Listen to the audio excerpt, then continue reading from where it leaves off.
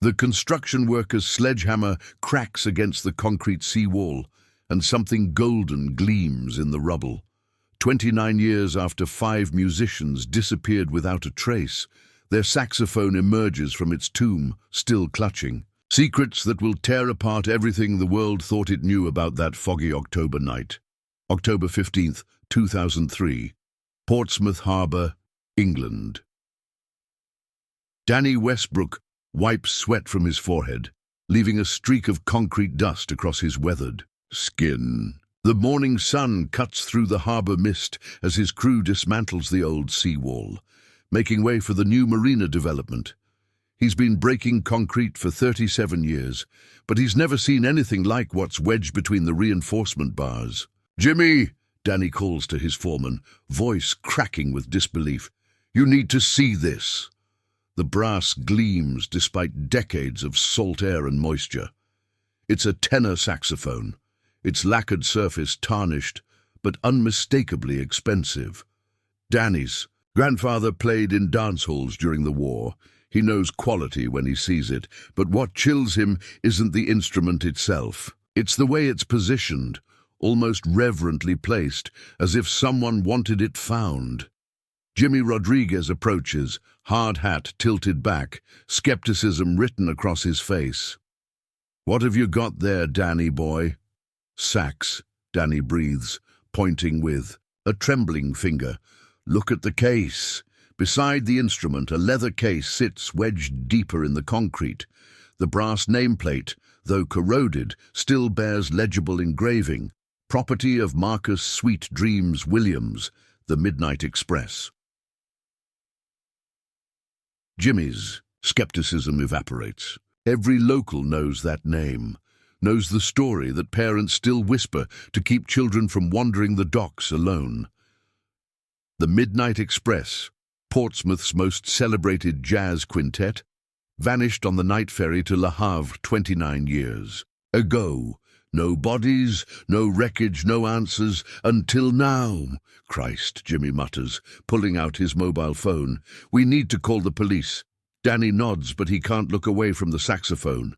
Something else catches his eye, a piece of paper, miraculously preserved in a plastic envelope, tucked behind the instrument. Through the yellowed plastic, he can make out handwriting. Desperate, hurried scrawl that makes his stomach clench. "They're coming for us. If something happens, remember the blue note. Tell Sarah." The message cuts off mid-sentence, as if the writer ran out of time. October 14th, 1974. The Anchor and Crown Pub, Portsmouth. Marcus Williams adjusts his bow tie in the pub's cracked mirror, fingers steady despite the whiskey trembling in his glass. At 28, he's already earning comparisons to Coleman Hawkins, but tonight something feels different. Wrong. The other patrons give his table a wide berth, and conversations die when he passes. "You're jumpy as a cat, Sweet Dreams," says Tommy Chen, sliding into the booth across from him. The pianist's usually perfect hair hangs loose around his shoulders, and his shirt collar is unbuttoned, details that would normally mortify the fastidious musician. "Wouldn't you be?" Marcus replies, voice barely above a whisper. "After what happened to Georgie." Tommy's face darkens. Georgie Holbrook, their trumpet player, was found floating in the harbour 3 days ago. Officially ruled an accident. 2. Much drink, a slip on wet planks. But Marcus saw the bruises, the way Georgie's fingers were positioned. Someone wanted it to look like he'd been playing his horn when he fell. "The others are scared," Tommy continues. "Lily's talking about cancelling tonight's ferry booking. Says we should lay low until..." "Until what?" Marcus interrupts, his voice rising. "Until they pick us off one by one? We've got contracts, Tommy. People depending on us." But even as he says it, Marcus knows Tommy's right. The Midnight Express has been getting too much attention lately, drawing crowds that include faces he recognizes from newspaper crime pages, men in expensive suits who clap politely but watch with calculating eyes, men who ask questions about their travel schedule, their upcoming European tour. The pub door opens with a brass chime, and Marcus feels his blood freeze. 3 men enter, moving with the predatory grace of sharks. The one in front, tall, silver-haired, wearing a coat that costs more than most people make in a year, scans the room until his eyes lock with Marcus's, Vincent Cardale, Portsmouth's untouchable crime lord, the man who owns half the city's politicians and all of its fear. Marcus grabs Tommy's wrist. "We need to go, now." But Cardale is already walking toward them, his companions flanking out to block the exits. The pub falls silent, except for the crackle of the fireplace and the distant sound of harbour waves. "Mr. Williams," Cardale says, his voice cultured, almost gentle. "Such a pleasure to finally meet Portsmouth's rising star." Marcus stands slowly, Tommy beside him. "Mr. Cardale, I'm afraid we were just leaving." "Oh, I don't think so." Cardale's smile never reaches his eyes. "You see, I have a proposition. A very generous offer for your band's exclusive services." The word exclusive hangs in the air like a blade. Marcus understands its meaning perfectly. The Midnight Express has been making waves in London, catching the attention of legitimate booking agents, record producers. They're on the verge of breaking free from Portsmouth's underworld circuit. Cardale won't let that happen. "And if we decline?" Marcus asks, though he already knows the answer. Cardale's smile widens, and in that moment Marcus realizes they're not walking out of this pub. None of them are. "Well," Cardale says softly, "let's just say poor Georgie discovered the consequences of declining my generosity." Marcus feels Tommy's hand grip his arm, nails digging through the fabric of his jacket. The pub's warmth suddenly suffocates, pressing against them like a living thing. Cardale's companions, one built like a docker, the other thin as a blade, position themselves with practiced ease. No one's leaving until Cardale says so. "Georgie was impulsive," Cardale continues, settling into their booth uninvited. "He thought he could play both sides. Take my money for private performances while secretly recording demos for those London producers."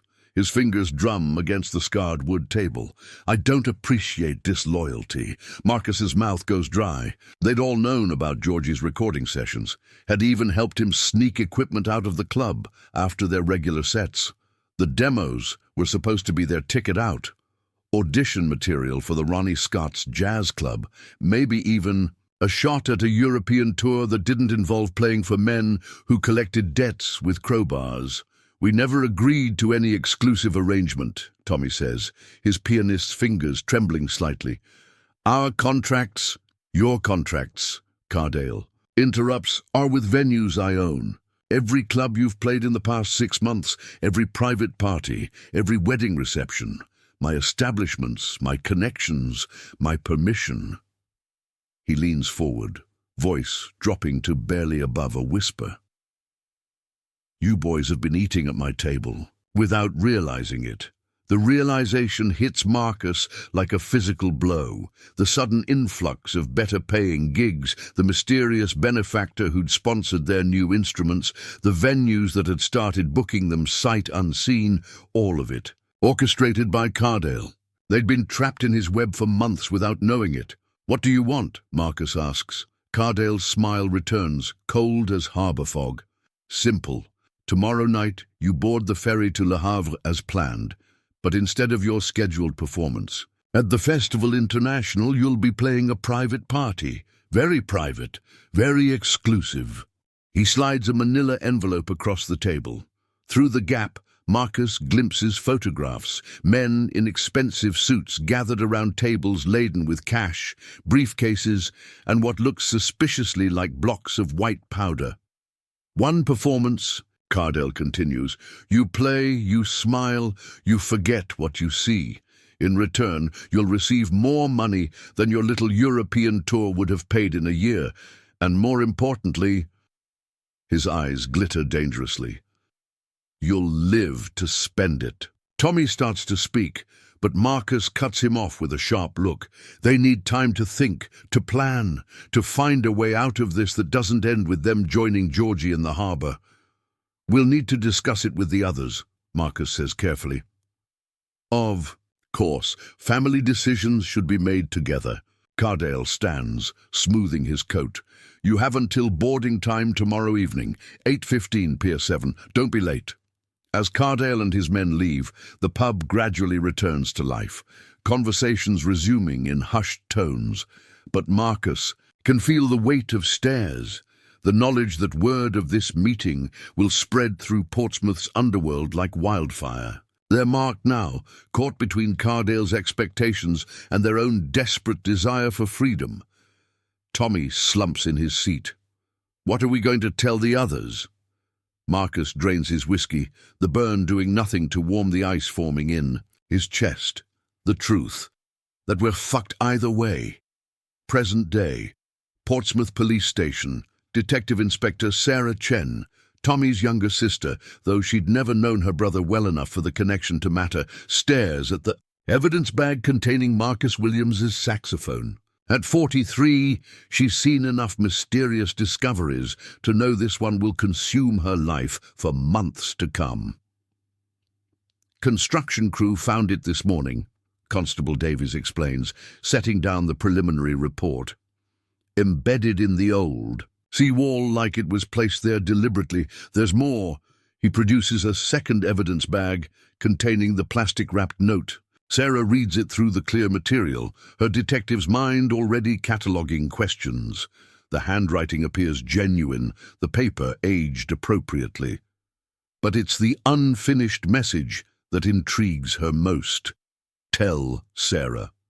Her name. Written by a man who disappeared when she was 14 years old, Ma'am, Davies ventures. The surname Chen. Any relation to Thomas Chen from the band? Sarah nods slowly. She'd been Tommy Chen's little sister, the awkward teenager who used to sneak into jazz clubs to watch her brother play. After the Midnight Express vanished, she'd thrown herself into her studies, driven by a need to understand how 5 people could simply disappear without a trace. It had led her to criminology, then to the police force, and finally to detective inspector. Now, 29 years later, her brother's case has literally emerged from the concrete. Get me everything we have on the original investigation, she tells Davies. Witness statements, ferry records, insurance claims, and contact the French authorities. If this saxophone was hidden here, there might be more evidence we missed. As Davies hurries away, Sarah examines the saxophone more closely. The instrument is a 1967 Selmer Mark VI, worth more than most people's cars, even in 1974. Marcus Williams would never have abandoned it willingly. But the positioning bothers her. The careful placement, the protective case, the note left like a time capsule. Someone wanted this found. But why wait 29 years? Her phone buzzes with a text from an unknown number. Stop digging, or you'll join them. Sarah's blood chills. The original case files are still sealed, the investigation officially ongoing despite decades of inactivity. Only a handful of people would know she's been assigned as lead detective. Someone has been watching, waiting, and now they know she's Tommy Chen's sister. October 14th, 1974. Lily Morrison's flat, above the music shop. Lily Morrison's fingers dance across the bass strings, but the melody that emerges sounds like a funeral dirge. The cramped flat above Hartwell's music shop has served as the Midnight Express's unofficial rehearsal space for 3 years, but tonight it feels more like a wake. Play it again, she says, not looking up from her instrument. The bridge section. Something's not right. But everyone knows it's not the music that's wrong. It's everything else. Marcus sits hunched over his saxophone, the brass gleaming under the single overhead bulb. He hasn't spoken since returning from the pub, just chain-smoked cigarettes and stared at the ferry tickets scattered across Lily's Coffee table, 5 first-class passages to Le Havre, purchased with money they'd saved for months. Their escape route, their dream. Now it feels like a trap. "We don't have to go," Lily says quietly, her bass strings still humming. At 26, she's the only woman in the band, and she's learned to read the silences between her bandmates better than any sheet music. "We could disappear, leave Portsmouth tonight, head north, Scotland maybe, Ireland, and live like fugitives. For the rest of our lives." David Park looks up from his drum kit, sticks clenched in white-knuckled fists. The youngest member of the group at 23, he still believes problems can be solved with enough determination. There has to be another way. "Tell that to Georgie," Marcus finally speaks, his voice rough from cigarettes and whiskey. "Tell that to his wife and kids." The mention of their dead trumpet player silences the room. Georgie's funeral had been, 3 days ago, a closed casket affair with more questions than mourners. His wife, Margaret, had stared at them across the cemetery with hollow eyes, as if she knew they were somehow responsible for her husband's death. Maybe they were. "Cardell's not going to let us walk away," Tommy says from the piano bench. His usually immaculate appearance has deteriorated over the past few days. Shirt wrinkled, hair unkempt, the careful facade cracking under pressure. "We know too much now about his operation, his connections." "We don't know anything," David protests. "We're musicians, not criminals." "Doesn't matter," Lily murmurs, her fingers finding a minor chord that seems to echo the group's despair. "We've seen his face. We know he killed Georgie. We're liabilities." Marcus stands abruptly, his chair scraping against the wooden floor. He walks to the window overlooking the harbour, where ferry lights twinkle like distant stars. Somewhere out there, the MV Britannica waits at anchor, preparing for tomorrow night's crossing to France. "There might be a way," he says slowly, "but it's dangerous, and it means we can never come back." The others exchange glances. In the 3 years they've played together, Marcus has always been their leader, the one with the connections and the vision. If he has a plan, they'll listen. "The ferry," Marcus continues, still staring out the window. "Cardell expects us to be there tomorrow night, expects us to board like good little sheep and play his private party. But what if we don't?" "What do you mean?" Tommy asks. Marcus turns back to the group, and Lily sees something she's never seen in his eyes before. Cold calculation. The look of a man who's run out of options and decided to gamble everything on a single desperate play. "We board the ferry. We let Cardell think he's won, but somewhere between Portsmouth and Le Havre." Marcus's smile is sharp as broken glass. The midnight express disappears forever. Present day. Portsmouth police station, evidence room, Sarah. Chen spreads the original case files across the metal table, 29 years of investigation condensed into 3 manila folders and a box of photographs. The threatening text message still burns in her memory, but she's dealt with intimidation before. It comes with the territory when you spend your career chasing people who prefer the shadows.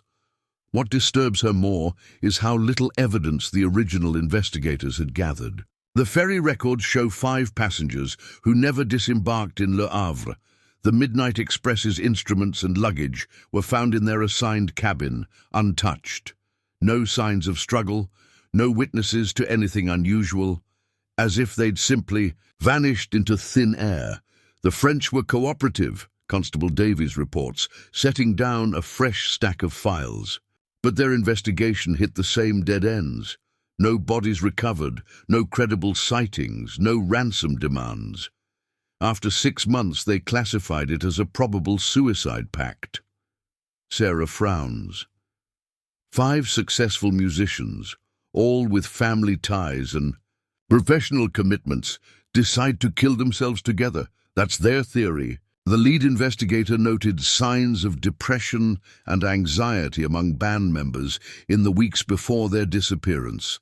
Financial pressures, creative differences, romantic entanglements. Davies shrugs. Plus, there were rumors about gambling, debts, involvement with unsavory characters. The mention of unsavory characters makes Sarah's pulse quicken. She flips through the witness statements until she finds what she's looking for. Multiple references to Vincent Cardale, Portsmouth's notorious crime boss. But every mention is vague, circumstantial. People saw band members talking to Cardale's associates. Money changed hands. Private performances were arranged. Nothing concrete. Nothing actionable. Cardale was questioned, Sarah asks. Twice. Both times with his solicitor present. Claimed he barely knew the band, had only hired them for a few small events. Had alibis for the night of their disappearance. Multiple witnesses placed him at a charity gala in London. Sarah studies. A photograph of Vincent Cardale from 1974, silver-haired, expensively dressed, radiating the kind of confidence that comes from knowing you're untouchable. Even then, at 52, he'd looked like a man who collected other people's secrets for sport. Is he still alive? She asks. Davies nods. 81 years old, living in a mansion overlooking the harbour. Officially retired, though rumours suggest he still pulls strings from behind the scenes. His son, Michael, runs the family's legitimate businesses now. Sarah makes a note to pay Mr. Cardale a visit.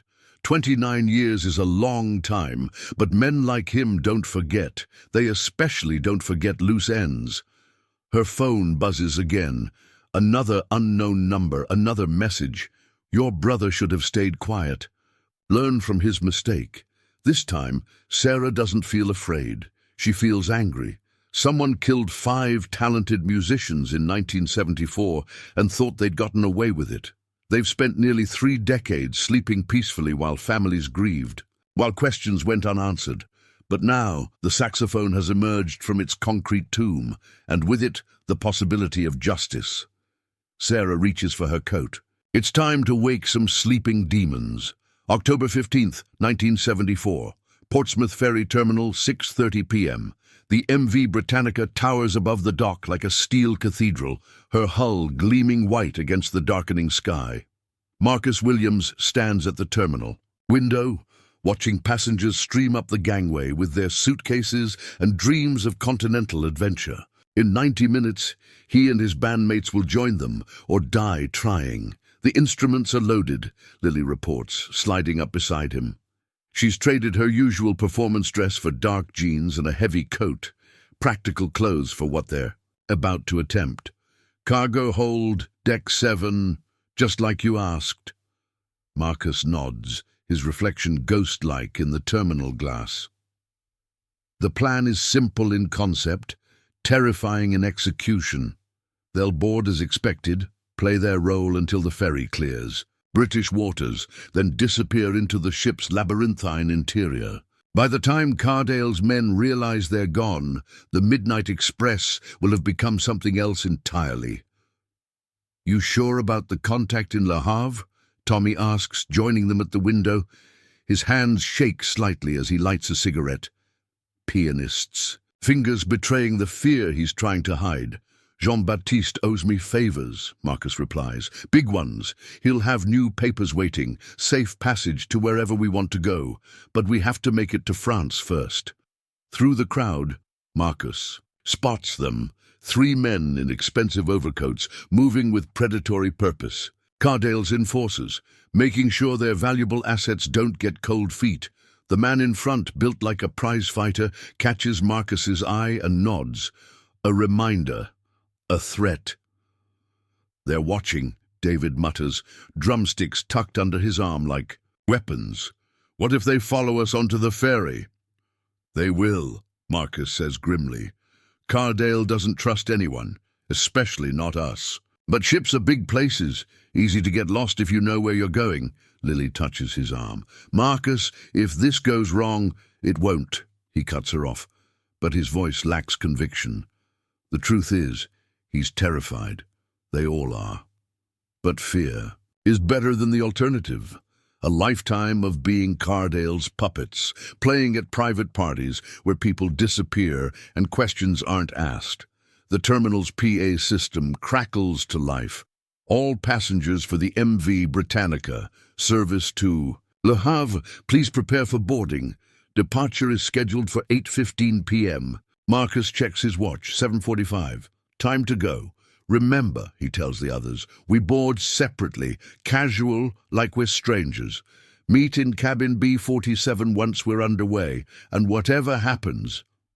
He pauses, looking at each of them, his chosen family, his bandmates, his partners in this desperate gamble. We stick together, all of us make it, or none of us do. They nod, understanding the weight of the pact. Then one by one, they disappear into the crowd. Present day, Cardale Estate, Portsmouth Heights. Sarah Chen's unmarked police car crunches up the gravel drive toward Vincent Cardale's mansion, a sprawling Victorian monstrosity that overlooks Portsmouth Harbour like a watchful eye. At 81, Cardale has outlived most of his enemies and all of his conscience, but money has a way of preserving monsters long past their natural expiration date. The front door opens before she can knock. A man in his 50s, expensively, dressed, surgically enhanced with the kind of tan that comes from winters in warmer climates, extends a manicured hand. Detective Inspector Chen, I presume. I'm Michael Cardale. My father is expecting you. Sarah shakes his hand, noting the firm grip, the calculating eyes. Vincent Cardale's son has inherited more than just money. He's got the same predatory intelligence that built the family empire. Kind of him to see me on such short notice, Sarah replies. Michael's smile is razor thin. My father takes a keen interest in local history, especially when it involves old friends. He leads her through corridors lined with expensive art and photographs of Vincent Cardale with various politicians, business leaders, and celebrities. The message is clear. This is a man who collects influence like other people collect stamps. Vincent Cardale waits in a sun-drenched conservatory, wheelchair-bound but radiating the kind of authority that doesn't diminish with age. His eyes, still sharp, still dangerous, fix on Sarah with uncomfortable intensity. Detective Inspector Chen, he says, voice cultured despite the decades, you have your brother's eyes. The comment hits like a physical blow. Sarah had hoped to keep her family connection private, at least initially. But Cardale's network runs deep, and information is his stock in trade. Mr. Cardale, thank you for agreeing to see me. Please sit. He gestures to a wicker chair across from his wheelchair. I assume this is about the saxophone. Word travels fast in our little community. Sarah settles into the chair, noting how the conservatory's glass walls offer a panoramic view of the harbour. From here, Cardale can watch every ship that comes and goes, just as he's been doing for decades. You knew the Midnight Express, she states, not making it a question. I knew many musicians in those days. Portsmouth had a vibrant jazz scene, talented young people, full of dreams and ambition. His smile is paternal, almost fond. Your brother, and played beautifully, such delicate hands. The past tense chills Sarah's blood. Most people would say plays beautifully about someone who simply disappeared. Only people who know someone is dead use the past tense so definitively. What happened to them, Mr. Cardale? The same thing that happens to all dreamers, Detective. Reality caught up with them. He leans forward slightly, his voice dropping to a whisper. They wanted things they couldn't have. Success, freedom, respectability. They thought they could take shortcuts. What kind of shortcuts? Cardale's eyes glitter with amusement. You're fishing, Detective. I can appreciate that. It's what good investigators do, but I'm afraid you're fishing in very deep waters. The kind where careless people tend to drown. The threat is delivered with such casual elegance that it takes Sarah a moment to process it. This old man, confined to a wheelchair, surrounded by the trappings of legitimate wealth, has just threatened a police officer in his own home. Are you threatening me, Mr. Cardale? My dear child, he chuckles, I'm simply sharing the wisdom of experience. Portsmouth can be a dangerous place for people who ask the wrong questions. Your brother learned that lesson. I'd hate to see you. Follow in his footsteps. Sarah stands, her pulse racing with equal parts fear and fury. This conversation is over. Oh, I don't think so. Cardale's voice stops her at the conservatory door. You see, detective, you've already made a critical error. You've assumed your brother and his friends were victims. But what if they were? Criminals. What if they got exactly what they deserved? Sarah turns back, seeing something new in the old man's eyes. Not just cruelty, but satisfaction. The look of someone who's kept a secret for 29 years and finally gets to share it. What are you saying? I'm saying, Detective Chen, that your brother was a thief, and thieves who steal from me don't get to disappear. They get buried. October 15th, 1974, MV Britannica, 9:30 p.m. The ferry's engines throb like a massive heartbeat as Marcus slips through the ship's corridors, every shadow potentially hiding one of Cardale's men. The Britannica has been at sea for over an hour now, British waters fading behind them, but Marcus knows the real danger is just beginning. Cabin B-47 sits on the lower passenger deck, tucked between a broom closet and an emergency exit. The perfect place for 5 people to disappear. Marcus checks the corridor twice before using his key, muscle memory from years of sneaking into jazz clubs after hours. The others are already waiting. Lily sits on the narrow bunk, base case at her feet, while Tommy paces by the porthole. David now crouches beside his drum kit, but his usual nervous energy has transformed into something harder, more focused. Status report, Marcus says, locking the door behind him. 3 of Cardale's men on board, Lily whispers. I spotted them during dinner service. They're not trying to hide. Want us to know they're watching. Ship's crew? Marcus asks. Tommy stops pacing. That's where it gets interesting. The purser who checked our tickets, he had a Portsmouth accent, and when I asked about the private dining room Cardale mentioned, he knew exactly what I was talking about. The implications sink in immediately. Cardale doesn't just own venues in Portsmouth, he owns people. The corruption runs deeper than they'd imagined, extending onto the ferry itself. We're trapped, David mutters.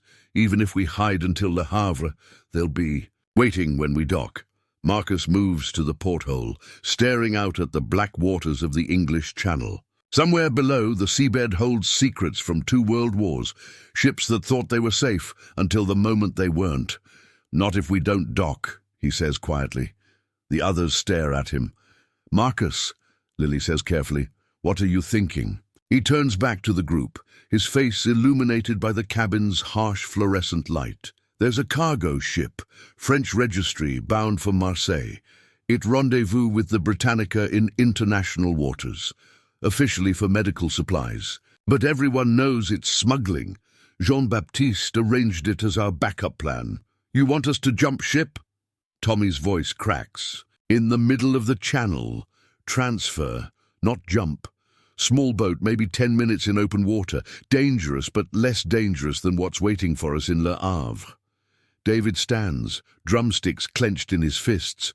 And if something goes wrong, if the weather turns or the cargo ship doesn't show, Marcus meets his eyes, then we sink together, but at least we go down fighting. The cabin falls silent, except for the ferry's engines and the whisper of waves against the hull. Outside, fog is rolling in from the Atlantic, reducing visibility to mere yards. Perfect cover for what they're planning. I'm in, Lily says first. Cardale killed Georgie. He'll kill us too, eventually. I'd rather take my chances with the sea. Tommy nods reluctantly. My sister Sarah is smart. If something happens to us, she'll figure it out eventually. Maybe even make them pay. David is the last to agree, but when he does, it's with conviction. All of us or none of us. That's what you said. Marcus checks his watch. 10:15 p.m. The rendezvous is scheduled for midnight, assuming the cargo ship captain keeps his word. 2 hours to prepare, to say goodbye to their old lives, to become ghosts. Gather everything essential, Marcus tells them. Papers, money, 1 instrument each. Something. small enough to carry. Leave the rest. Let them think we plan to return. As the others begin packing, Marcus pulls out a piece of paper and starts writing. If they don't survive the next few hours, someone needs to know the truth. Someone needs to understand that the Midnight Express didn't disappear. They were murdered. Present day. Portsmouth Police Station. Sarah Chen slams her office door hard enough to rattle the frosted glass, Vincent Cardale's words echoing in her memory. Your brother was a thief, and thieves who steal from me don't get to disappear. They get buried. The old bastard knows something, not just rumors or speculation, concrete knowledge about what happened to the Midnight Express. The question is how to prove it without ending. Up like Tommy and the others, her computer chimes with an incoming email. The subject line makes her blood freeze. Family reunion. She opens it with trembling fingers. No text, just a single photograph. 5 young people standing on a ferry deck, instruments in hand, smiling at something off camera. The timestamp reads, October 15th, 1974, 9:47 p.m. The last photograph ever taken of the Midnight Express. But what terrifies Sarah isn't the image itself. It's the angle. The photographer was standing above them, looking down from the ferry's upper deck. Someone was watching, documenting their final moments. Someone who's still alive to send emails. Her phone rings. Unknown number, but she answers anyway. Detective. Chen. The voice is electronically distorted, robotic. You're asking dangerous questions. Who is this? Someone who was there. Someone who watched your brother die. Sarah's grip tightens on the phone.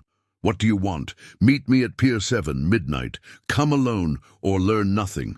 Bring backup and disappear like the others. The line goes dead. Sarah stares at the phone, her detective's instincts warring with desperate hope. Pier 7, the same pier where the Midnight Express boarded the Britannica 29 years ago. Either someone wants to help her find the truth, or they want to finish what started in 1974. She opens her desk drawer, checking her service weapon. Loaded, safety on, ready for whatever the night might bring. Then she pulls out a small digital recorder, the kind that uploads automatically to cloud storage. If something happens to her, the evidence will survive. As she prepares to leave, Sarah's computer chimes again. Another email, this one with a video attachment. She clicks play and watches grainy security footage from the ferry terminal, dated October 15th, 1974. 5 young musicians boarding the Britannica, followed by 3 men. In expensive overcoats, the video runs for 30 seconds, then cuts to black. But in the final frame, Sarah catches a glimpse of someone else, a figure in the shadows, watching from the terminal windows. Someone who looks remarkably like Vincent Cardale, 40 years older, but unmistakably the same predatory eyes. Sarah saves the file to multiple locations, then heads for the door. Pier 7 is waiting, and with it the answers she's spent her career seeking. But as she steps into the Portsmouth night, she can't shake the feeling that she's walking into the same trap that claimed her brother. The fog is rolling in from the harbour, thick and suffocating, swallowing streetlights and muffling sound. Perfect. Weather for making people disappear, present day. Pier 7, 11:45 p.m. Sarah Chen's footsteps echo hollowly on the weathered planks as she approaches the end of Pier 7. The fog has transformed Portsmouth Harbour into a ghost realm, where distant ship lights float like disembodied spirits. She keeps one hand near her weapon, the other clutching the digital recorder that might be her only insurance policy. The pier stretches into darkness, empty, except for the occasional gull and the rhythmic slap of waves against the pilings. Sarah checks her watch, 11:47. 3 minutes early, but she wants to scope the meeting site before Detective Chen. The voice emerges from the fog behind her. Sarah spins, hand moving instinctively toward her gun, but stops when she sees the speaker. An elderly man in a worn peacoat, leaning heavily on a walking stick. His face is weathered like old leather, eyes hollow with the weight of decades-old secrets. "Who are you?" Sarah asks, though something about his stance, his careful way of moving suggests ex-military or police. Chief Inspector William Morrison, retired. He steps closer, and Sarah recognizes the name from the original case files. Morrison led the investigation into the Midnight Express disappearance, the man who officially classified it as a probable suicide pact. "You were the lead investigator," Sarah says. "You concluded they killed themselves." Morrison's laugh is bitter as harbor wind. "I concluded what I was told to conclude. Vincent Cardale has a long reach, detective, longer than you might imagine. The revelation hit Sarah like ice water. The original investigation was compromised from the beginning, steered away from the truth by corruption that reached into the highest levels of law enforcement. Why contact me now, after 29 years? Morrison moves to the pier's railing, staring out into the fog where the MV Britannica once carried its doomed passengers. "Because I'm dying. Cancer. 6 months, maybe less. And because that saxophone's surfacing, it wasn't an accident." Sarah joins him at the railing, close enough to see the tremor in his hands, the yellowish pallor of illness. "What do you mean?" "Someone wanted it found. Someone who knows the truth about what happened that night." Morrison reaches into his coat, producing a manila envelope. "These are copies of the real evidence, the files Cardale made me bury." Sarah takes the envelope with trembling fingers. "What's in here?" "Proof that your brother and his friends didn't disappear on the ferry. They were murdered before they ever reached Le Havre. And the man who ordered their deaths is still alive. Still powerful, still untouchable." The fog swirls around them as Sarah opens the envelope.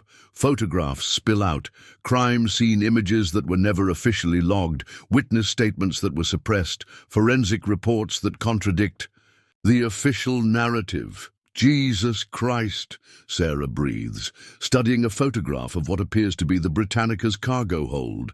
5 instrument cases sit abandoned, but the positioning is wrong, too neat, too staged. Cardale's men killed them in the ship's hold around 10:30 p.m., Morrison explains.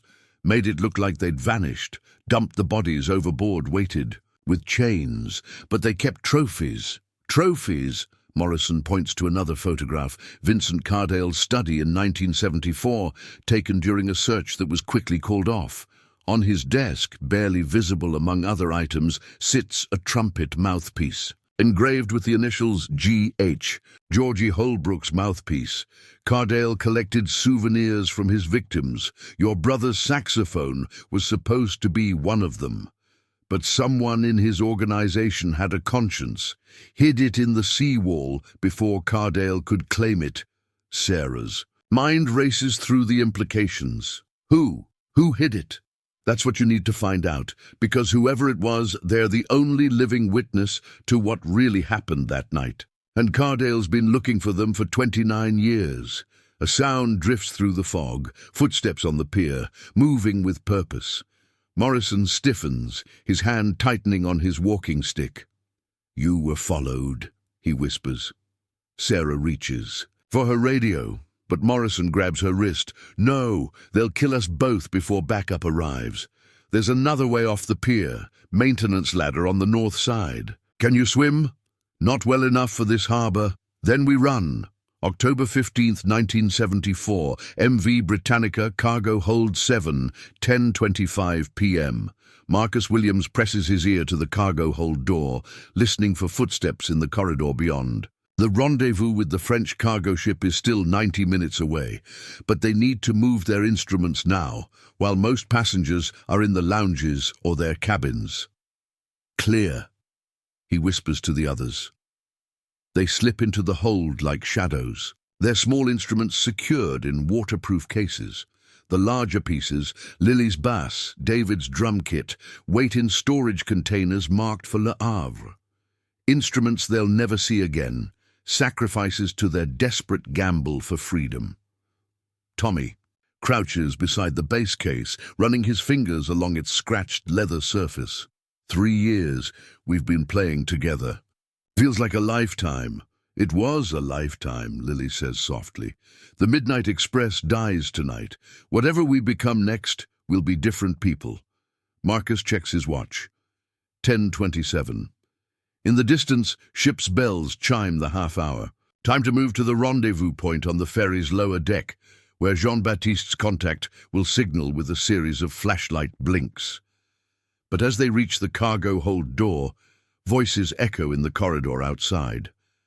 Male voices speaking in low, urgent tones. Saw them come down here. Mr. Cardale wants it done quiet. Make it look like an accident. Marcus's blood turns to ice. They've been found. Cardale's men aren't waiting for Le Havre. They're moving now, in international waters where bodies disappear without investigations. He signals frantically to the others, pointing toward the emergency exit at the hold's far end. But it's too late. The main door swings open, revealing 3 men, with the cold eyes of professional killers. Well, well, says the leader, a scarred giant Marcus recognizes from Portsmouth's darker venues. The famous Midnight Express. Mr. Cardale sends his regards. The men spread out, blocking both exits. In the hold's harsh lighting, their shadows loom like ravens over carrion. This doesn't have to be personal, Marcus says, raising his hands. We'll do the job. Play your party. Keep our mouths shut. The scarred man smiles. Oh, but it is personal. You see, Mr. Cardale doesn't like thieves and musicians who steal from him. He produces a knife, its blade gleaming. Well, they stop making music. Behind Marcus, Lily screams. Present day. Pier 7. The footsteps in the fog are getting closer, accompanied by the soft scrape of metal on wood. Sarah helps Morrison toward the pier's north side, both of them moving as quietly as possible on the weathered planks. There, Morrison whispers, pointing to a rusted maintenance ladder descending into darkness. Water taxi dock below. We can hide until... A spotlight blazes through the fog, pinning them like insects.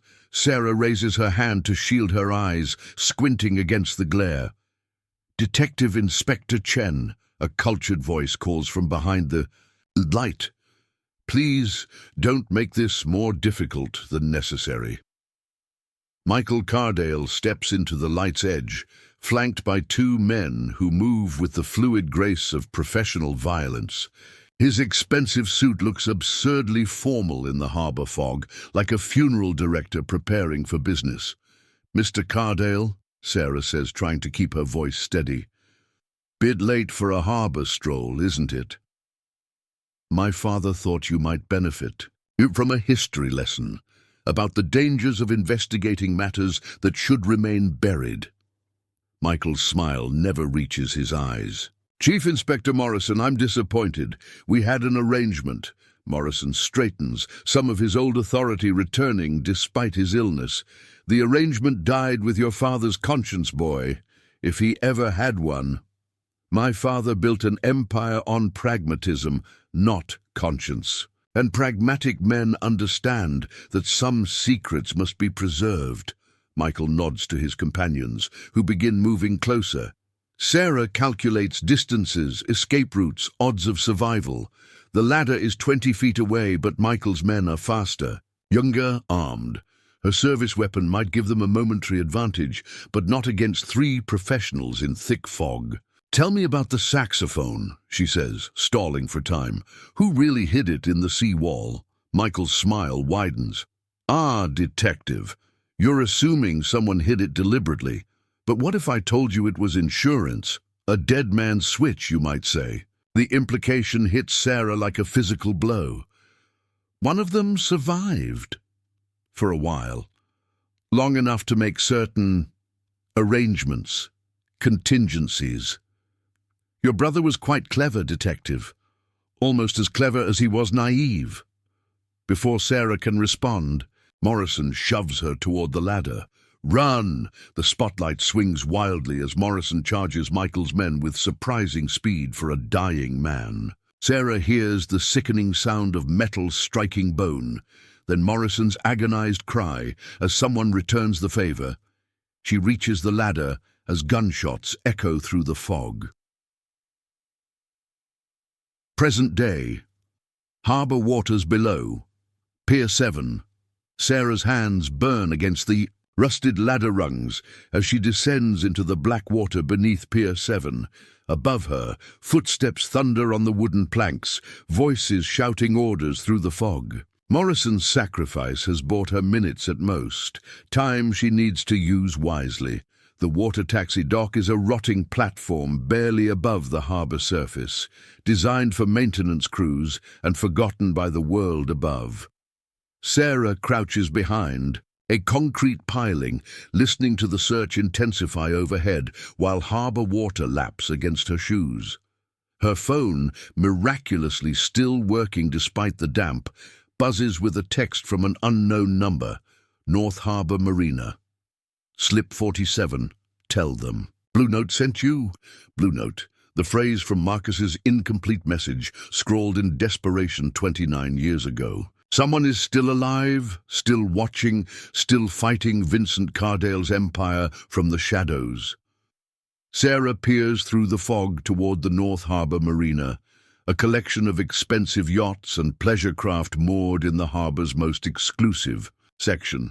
Slip 47 would be nearly a mile's swim in these treacherous waters, but the alternative is facing Michael Cardale's men with nothing but a service pistol and righteous anger.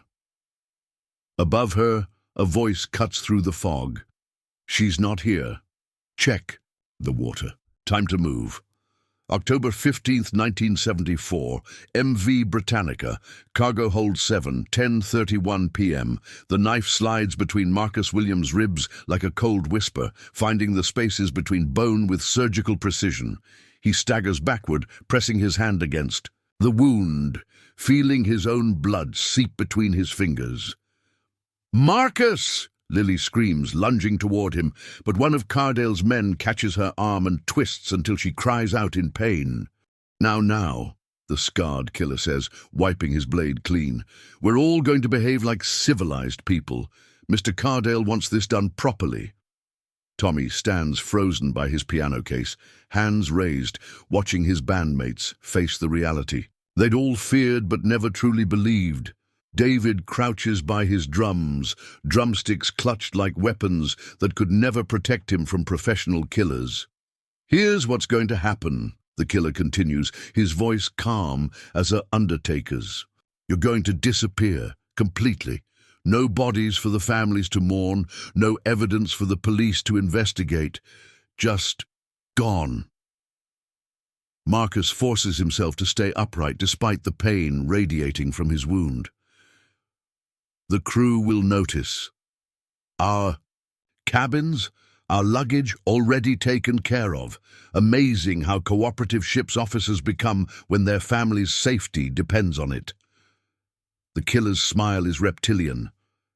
"As far as the world knows, the Midnight Express never made it to Le Havre. Probably threw themselves overboard in a fit of artistic despair. But even as death closes in around them, Marcus's mind continues working. The rendezvous with the French cargo ship is still an hour away, but Jean-Baptiste's contact might already be in position. If one of them could reach the upper deck, signal, "Ou for help." "The Blue Note," Marcus says suddenly. The killer frowns. "What?" "The Blue Note. In jazz, it's the note that doesn't belong, the one that creates tension. Makes everything else sound different." Marcus meets each of his bandmates' eyes in turn, hoping they understand. Sometimes the Blue Note is the only thing that saves the song. It's code, developed during their early days when they played venues where police raids were common. Blue Note means scatter, improvise, save whoever you can. Not everyone survives, but the music continues. Lily gets it first. Her base case is within reach. 20 pounds of hardwood and metal that could crack skulls if wielded properly. She catches Marcus's nod and moves.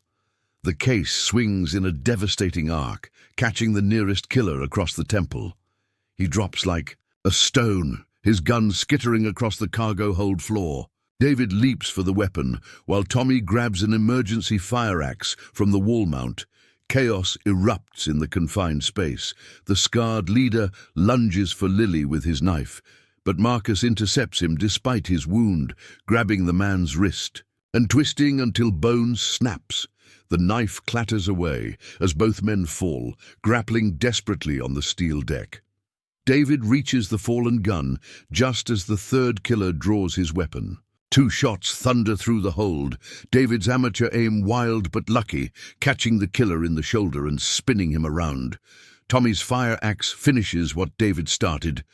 Breathing hard, the 4 surviving members of the Midnight Express stare at the carnage around them. 3 of Cardale's men lie motionless, blood pooling beneath their bodies. But their victory is temporary. More men will come, and next time they won't underestimate desperate musicians. "We need to move," Marcus gasps, pressing his jacket against his wound. "Now, present day, North Harbor Marina, slip 47. Sarah pulls herself from the harbor water onto the floating dock at slip 47, her clothes soaked and clinging, her service weapon hopefully still functional, despite its baptism in Portsmouth's polluted harbor. The fog has thinned slightly, revealing the sleek lines of a 40-foot sailing yacht moored at the slip's end. A figure emerges from the yacht's cabin, a woman in her 70s, moving with the careful grace of someone who's learned to live. With chronic pain, she extends a weathered hand to help Sarah aboard. "Detective Chen, I presume. I'm Margaret Holbrook." The name stops Sarah cold. Georgie Holbrook's widow. Was. Georgie's been dead for 29 years, but I've been very much alive, waiting, watching, preparing for this moment. Margaret's eyes, still sharp despite her age, study Sarah with uncomfortable intensity. "You look like your brother. Same stubborn jaw, same inability to leave well enough alone." Sarah follows Margaret into the yacht's cabin, grateful for the warmth and the feeling of safety, however temporary. The interior is Spartanly furnished but comfortable, with navigation charts covering every surface and communication equipment that looks far more sophisticated than a recreational sailor would need. "You've been tracking Cardale all these years," Sarah realizes. Someone had to. The police were bought and paid for, the politicians in his pocket, the newspapers afraid to print the truth. Margaret pours 2 cups of coffee from a thermal carafe, her hands steady despite everything. But money can't buy loyalty from a widow whose husband was murdered for playing jazz. Sarah accepts the coffee gratefully, feeling return to her frozen fingers. What happened that night? The real story. Margaret settles into the chair across from her, and for a moment she looks every one of her 70-plus years. "Your brother and his friends tried to escape. Almost made it too. But Cardale's reach extended onto the ferry itself. Bought crew members, planted men among the passengers." She produces a manila folder from a locked cabinet, spreading photographs and documents across the small table between them. Sarah recognizes some of the images from Morrison's evidence, but others are new. Surveillance photos, financial records, correspondence that paints a picture of corruption reaching into every level of Portsmouth society. "They killed 3 of Cardale's men in the cargo hold," Margaret continues. "Made it to the upper deck, actually managed to signal the French cargo ship. But more men were waiting." "How do you know all this?" Margaret's smile is sad and proud simultaneously. "Because one of them survived long enough to tell me, long enough to hide evidence that would eventually surface when the time was right." Sarah's pulse quickens. "Who? Which one survived?" Before Margaret can answer, an explosion echoes across the harbor. Through the yacht's windows, Sarah sees flames rising from Pier 7, orange light dancing through the fog like malevolent spirits. "They've found us," Margaret says, moving to the communication equipment. "Michael Cardale doesn't leave loose ends, but then again..." She activates what appears to be a marine radio, speaking in code to someone on the other end. "Neither do I. As she ends the transmission, Margaret turns back to Sarah with the expression that's part grief, part anticipation. "Detective Chen, would you like to meet the last surviving member of the Midnight Express?" Present day. North Harbour Marina. Slip. 47. The yacht's cabin door opens and Sarah Chen's world tilts on its axis. The man who enters moves slowly, favouring his left side, but his eyes are unmistakably familiar. The same dark intelligence she remembers from childhood photographs, aged by decades of hiding but undeniably alive. "Hello, Sarah," Tommy Chen says, quietly. "I'm sorry I couldn't come home." Sarah's coffee cup slips from nerveless fingers, shattering on the cabin floor. 29 years of grief, of wondering, of building her entire career around finding answers. And her brother has been alive the entire time. "Tommy?" Her voice cracks like a teenager's. "But how? The bodies, the investigation—" "There were no bodies." Tommy settles carefully into a chair, and Sarah sees the network of scars across his neck, the way he holds his left arm close to his body. "Cardale's men threw weighted instrument cases overboard. Let the authorities assume we were inside them." Margaret Holbrook watches the reunion with sad eyes. "Tommy's been living under my protection since 1974. New identity, careful movements, always staying one step ahead of Vincent Cardale's reach." Sarah stares at her brother, struggling to reconcile the young musician in her memories with this weathered survivor. "Why didn't you contact me? Let me know you were alive." "Because Vincent Cardale owns people, Sarah. Police, politicians, judges. Anyone I contacted would eventually lead him to me, and to you." Tommy's voice carries the weight of decades-old guilt. "I've been watching your career from a distance, proud of what you've become, but terrified that your questions about the band would get you killed. The saxophone in the sea-wall. That was you.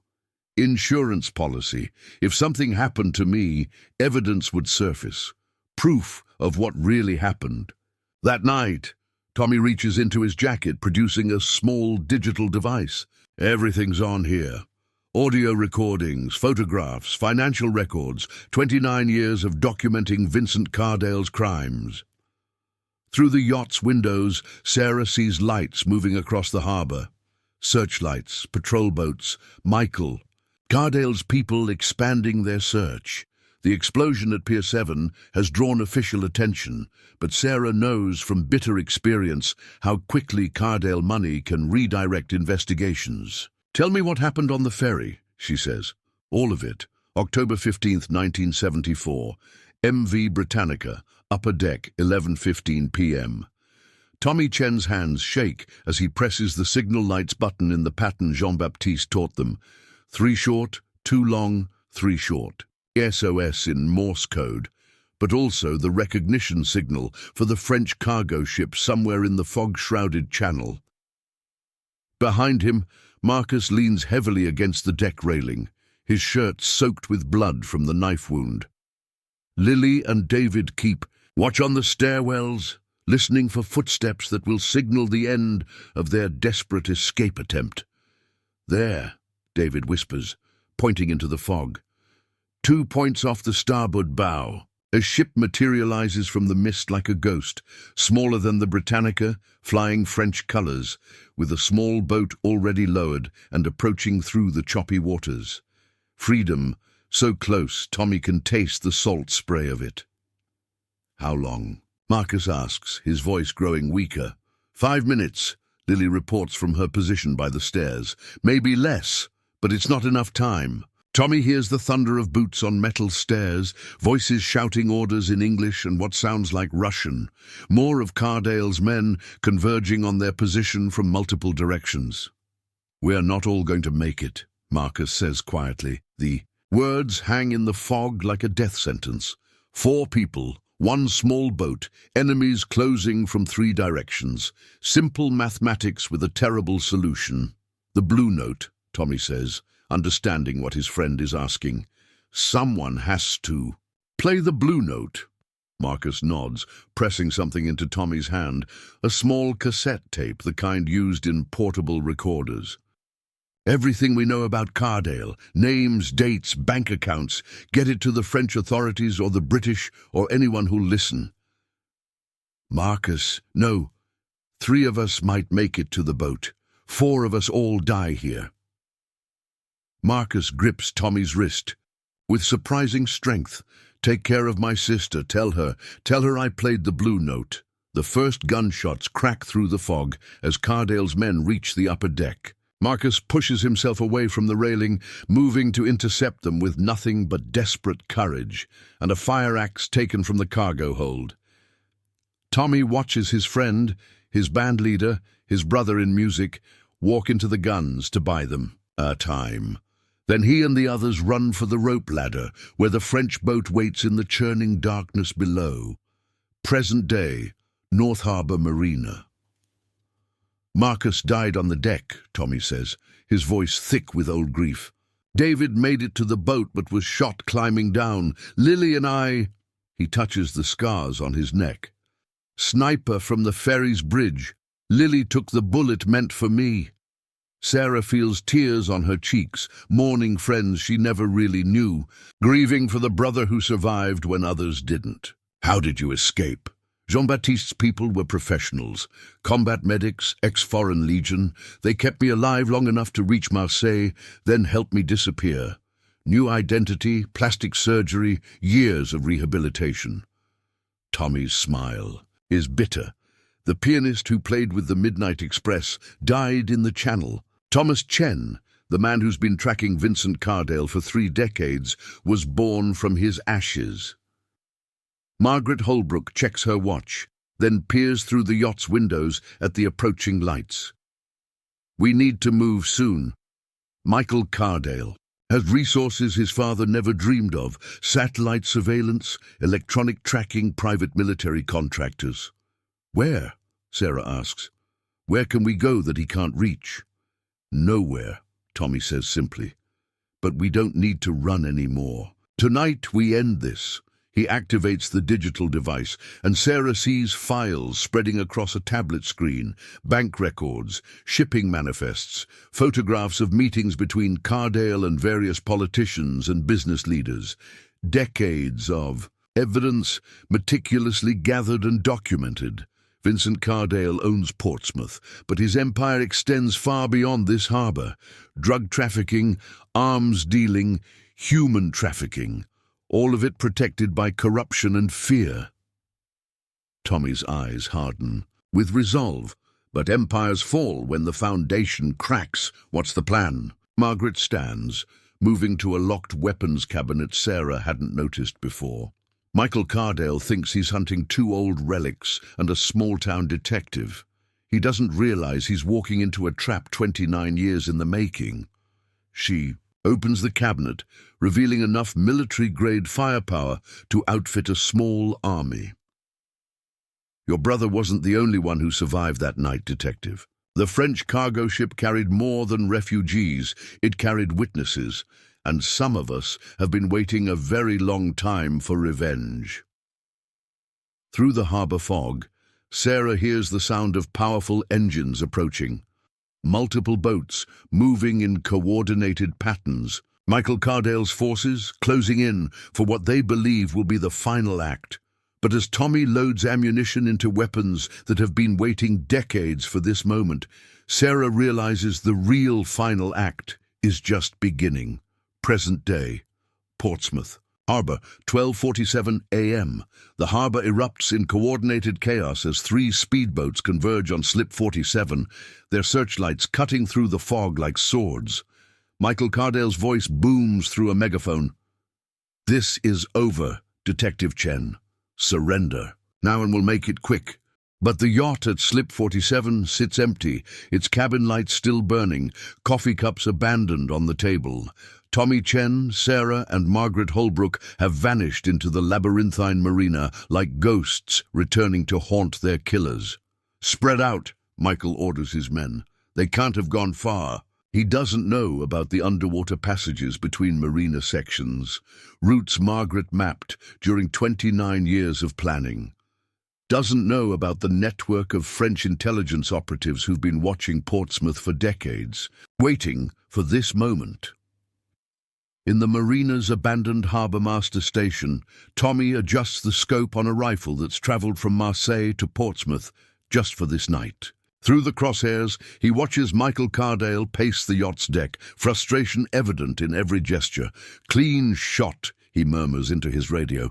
"Just say the word." "Not yet," comes Margaret's voice through his earpiece. "We need the old man." Michael's just the messenger.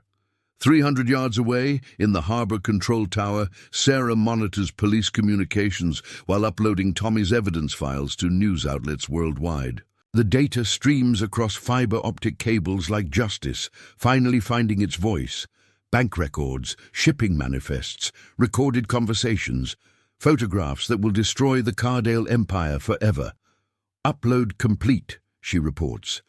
BBC, Reuters, Associated Press, and about 50 social media accounts. There's no stopping it now, but even as she speaks, Sarah knows Vincent Cardale won't go quietly. Men like him don't surrender. They burn everything down rather than face consequences. Her radio crackles. "Sarah, you need to see this." Through the control tower's windows, she watches a convoy of black SUVs racing along the harbour road. Not police. The vehicles are too expensive, too coordinated. Private military contractors, the kind that ask no questions and leave no witnesses. Vincent Cardale is making his final play. Portsmouth Heights, Cardale Estate. Vincent Cardale sits in his study, surrounded by the trophies of a lifetime spent collecting other people's secrets. On his desk, Georgie Holbrook's trumpet mouthpiece catches the lamplight, a golden reminder of the night that should have ended all his problems. His phone buzzes with updates from Michael's search team, each report more frustrating than the last. How did a dying old woman, a traumatized survivor, and a small-town detective outmaneuver his entire organization? The answer comes as his computer monitor flickers to life, displaying news websites that shouldn't exist, articles that should never have been written. 29 years of carefully hidden crimes splash across the internet like blood from a severed artery. "Impossible," he whispers, scrolling through bank records that were supposed to be permanently deleted, photographs of meetings that never officially happened. His phone rings. Michael's voice tight with panic. "Father, they've uploaded everything. The news services, social media, it's everywhere." Vincent's hands tremble as he reaches for the bottle of whiskey on his desk, the same brand he'd been drinking the night the Midnight Express tried to escape his web. How much do they have? Everything. Financial records going back 40 years, shipping manifests, recordings of your meetings with... Enough. Vincent cuts him off, knowing their communications are likely being monitored now. "Initiate Omega. Protocol." Silence on the line, then, "Father, that will destroy everything I know." Vincent's voice hardens with the resolve of a man who spent decades preparing for this moment. "If I can't have my empire, no one can. Burn it all." He ends the call and reaches into his desk drawer, not for a weapon, but for a different kind of insurance policy, a dead man's switch connected to explosive charges hidden throughout Portsmouth's waterfront. Charges placed during marina renovations he'd funded, harbour improvements he'd sponsored, civic projects he'd supported. If Vincent Cardale falls tonight, he'll take half of Portsmouth with him. Portsmouth Harbour, Marina Control Tower, Sarah's blood. Freezes as intercepted radio chatter fills her earpiece. Vincent Cardale isn't just planning to eliminate witnesses. He's planning to eliminate the entire harbour district. "Tommy, Margaret, abort. He's rigged the waterfront with explosives." Through her scope, she watches Michael Cardale's men suddenly retreat from their search pattern, moving toward evacuation points with the urgency of people who know what's coming. How long? Tommy's voice steady despite the implications. Sarah checks the radio intercepts, her detective's mind parsing tactical communications. 10 minutes, maybe less. He's waiting for his people to reach minimum safe distance.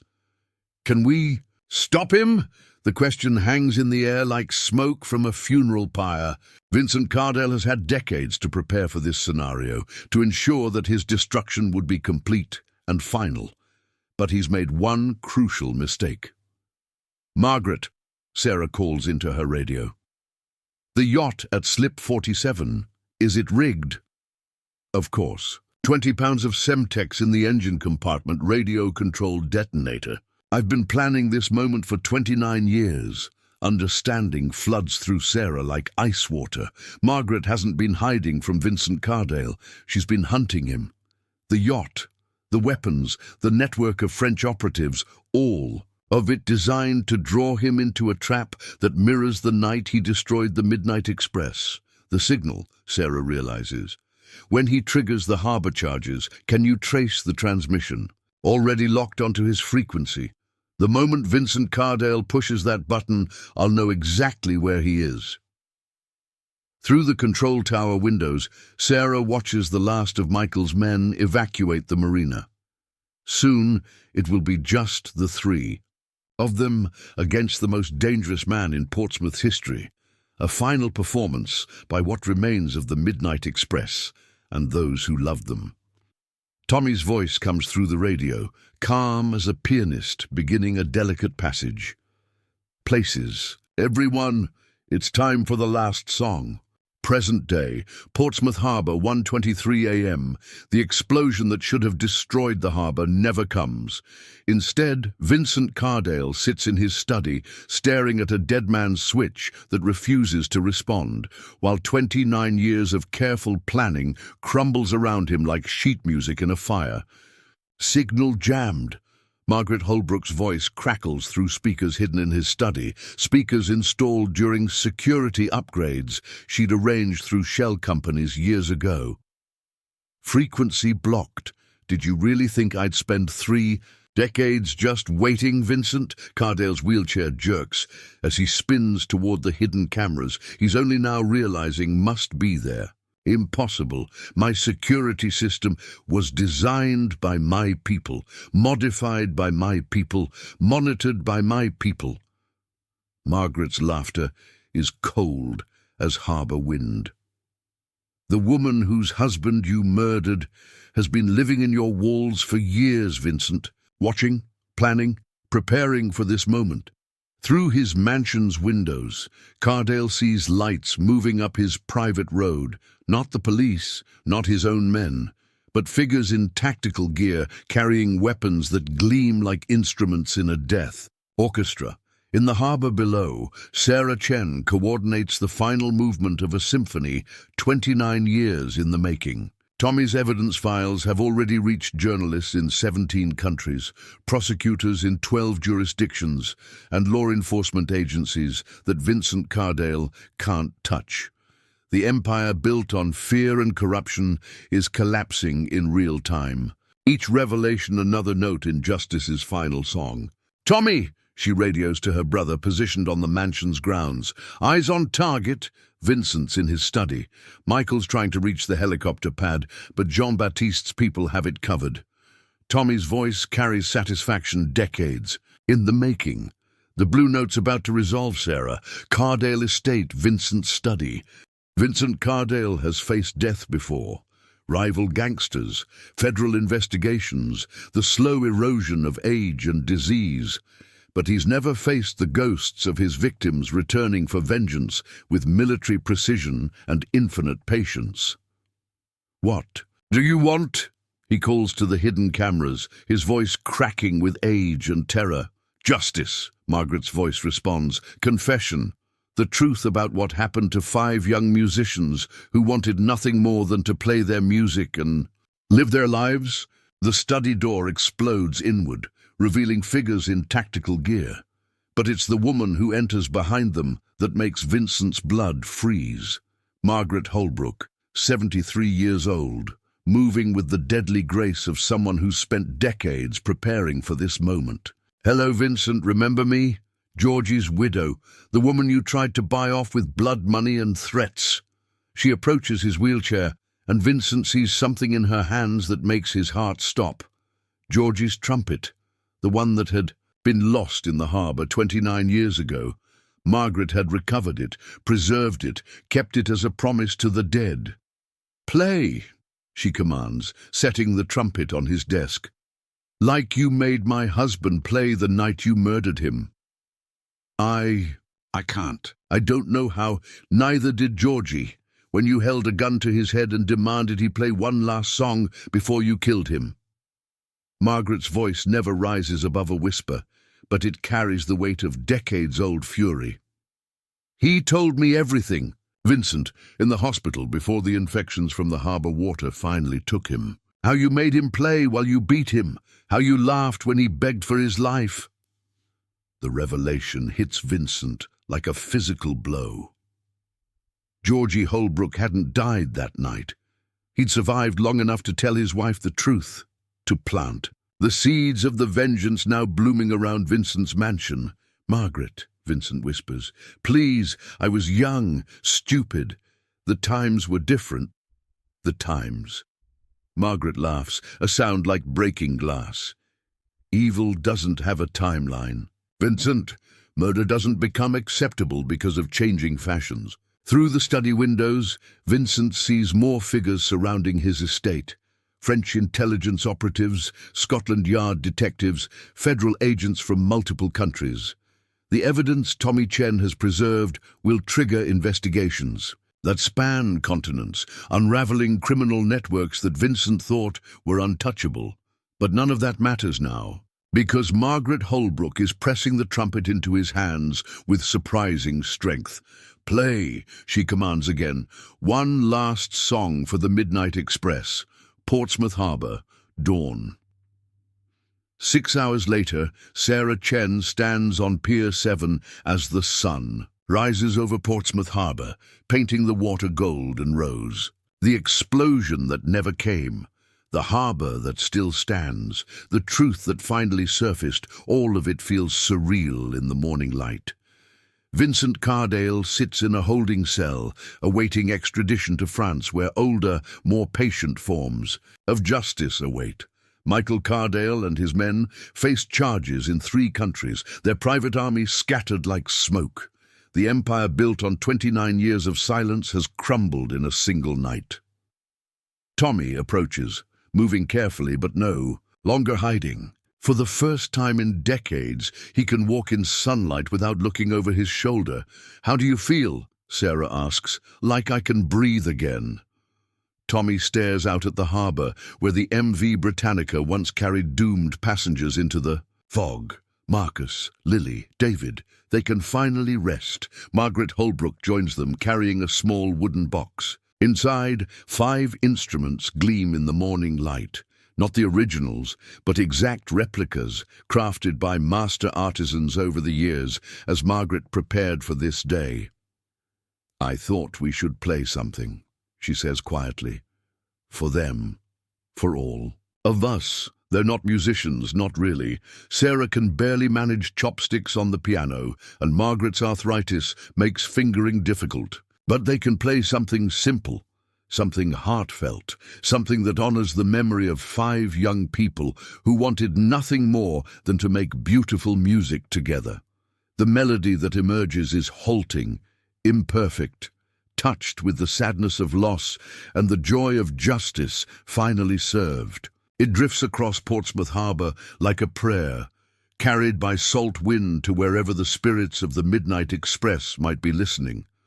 And in that imperfect music, played by survivors and mourners on a pier where dreams once died, something beautiful is finally born from 29 years of silence. Tommy plays the final note, not the blue note that creates tension, but the resolution that brings peace. As the sound fades across the harbour, Sarah realizes that some songs are worth waiting a lifetime to hear. The Midnight Express has played their last performance, and this time everyone made it home. Epilogue, 6 months later, the Portsmouth Jazz. Festival draws musicians from around the world now, drawn by the story of 5 friends who died for their art and the family who never stopped seeking justice. The festival's centerpiece is a memorial garden on the site where the old seawall once stood, where Marcus Williams's saxophone spent 29 years waiting to tell its story. Sarah Chen, promoted to Detective Chief Inspector, watches from her office window as musicians gather for the evening concert.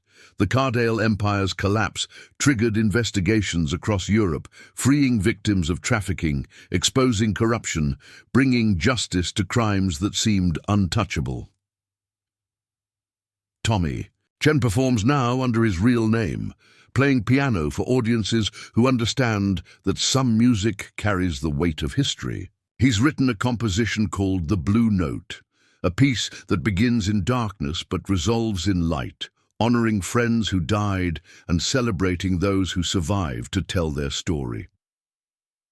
Margaret Holbrook tends the memorial garden, where 5 bronze statues of young musicians stand frozen in time, their instruments catching sunlight like promises kept. She's 84 now, but she moves with the satisfaction of someone who's completed life's most important work. And sometimes, when the harbor fog rolls in and the evening light turns gold, visitors to the memorials swear they can hear it. The ghost of jazz floating across Portsmouth Harbor, played by musicians who refuse to be silenced, even by death. The Midnight Express has finally come home.